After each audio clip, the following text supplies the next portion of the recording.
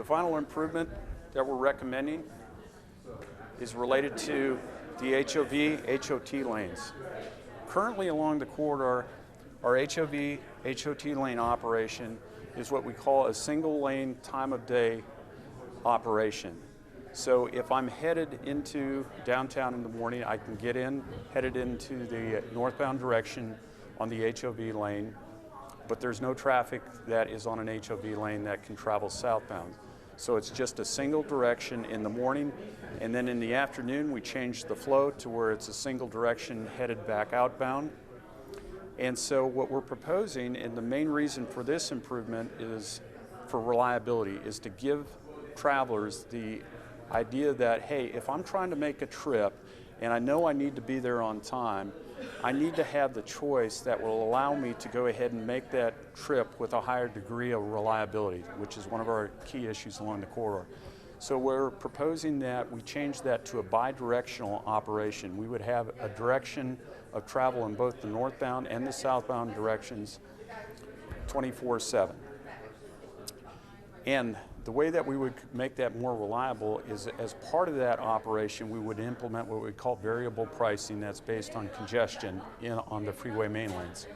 So all that means that if I want to use that lane, which we want to operate at 45 miles per hour to have reliable travel, that as congestion increases on the freeway main lanes, the price of using the HOV lane, if I'm a single occupant vehicle, would increase. So it really promotes and gives the drivers a higher degree of reliability as they make their trip choice. And it also can benefit the transit service along the facility as well, because currently transit service can only operate in one direction. As soon as they have to come back and make a trip in the other direction, the transit buses have to enter the freeway main lanes. This would allow the transit service to be able to use the HOV, HOT facility in both directions 24/7. Now, the buses, the multiple occupancy vehicles would still be able to use those lanes free of charge. So it would be only the single occupant vehicles that would pay the toll for the variable pricing. This is one of those improvements that can't be done very quickly. It's the more costly improvement. It's probably in the range of $250 million or so, and then would require a longer vetting out of design issues that we know exist along the corridor. But we feel like this strategy has a lot of potential associated with it.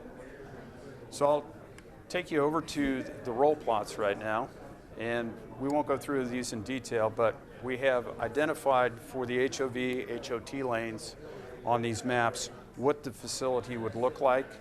It shows cross sections here, and it also shows where we have potential design issues at the 610-59 interchange.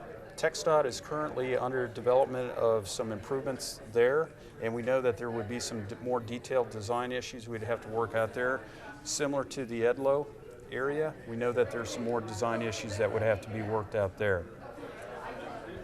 The other roll plot here that I'll show you is associated with the access modifications that I've walked through. I encourage everybody to visit the mysouthwestfreeway.com webpage that we have established for the project. All of the information that I've mentioned with you here today is posted on that webpage, and there's a lot of detail that is associated with that. So please visit that webpage. I think that will help you understand some of these strategies in more detail than what I've been able to describe to you here today. So again, that webpage is mysouthwestfreeway.com.